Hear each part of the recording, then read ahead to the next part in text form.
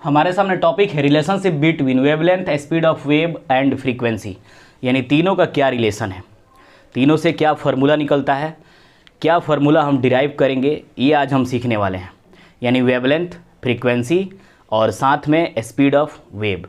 यह sound chapter से है और उसी से इसको पढ़ना है, उसी चैप्टर से पढ़ना है और फार्मूला निकालना है कि स्पीड ऑफ वेव, वेवलेंथ और फ्रीक्वेंसी का क्या फार्मूला होगा। तो अगर आपसे हम एक प्रश्न पूछें और बोलें कि स्पीड इक्वल टू क्या होगा, तो आप क्या कहिएगा? स्पीड इक्वल टू आप डिस्टेंस बाई टाइम कहिएगा। सेम उसी तरह से speed of wave equal to भी क्या होगा? Speed of wave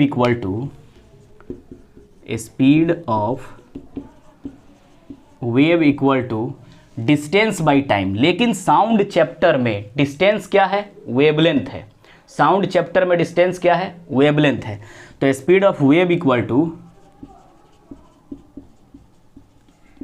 wavelength by time period, क्योंकि यहाँ पे टाइम का इंटरवल होता है, इसीलिए हम टाइम के जगह पे टाइम पीरियड और डिस्टेंस के जगह पे वेवलेंथ लिख लेंगे। यानी speed of wave equal to wavelength by time. अगर इसका हम सिंबल दें तो लिख सकते हैं स्पीड ऑफ वेव को भी लिखा जाता है, वेवलेंथ को लेमडा और टाइम पीरियड को कैपिटल टी। यानी भी equal to lambda by capital T होगा। लेमडा ग्रीक लेटर है जिससे वेवलेंथ को डिनोट किया जाता है। आगे अगर बढ़ें तो भी equal to lambda into 1/t आसानी से आप लिख सकते हैं, क्योंकि फिर लेमडा से 1 में मल्टीप्लाई होगा तो लेमडा बाई टी ही हो जाएगा।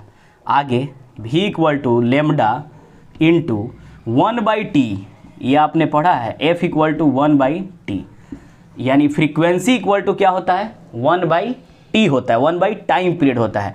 तो 1/t के जगह पे f हम लिख सकते हैं।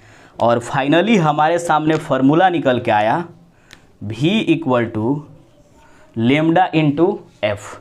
यही प्रूफ करना था, v equal to lambda into F. अगर यहाँ से लेमडा निकालना है, वेवलेंथ निकालना है, तो लेमडा इक्वल टू हो जाएगा v बाई एफ। अगर f इक्वल टू निकालना है तो फार्मूला हो जाएगा v बाई लेमडा। इस तरह से हमारा जेन्युइन फार्मूला है v equal to lambda into f और lambda equal to v by f और f equal to v by lambda. ये फार्मूला होगा और इससे आप साउंड चैप्टर के न्यूमेरिकल्स को सॉल्व कर सकते हैं। इसका एसआई यूनिट के बारे में अगर हम डिस्कस कर लें तो स्पीड है तो इसका होता है मीटर पर सेकेंड।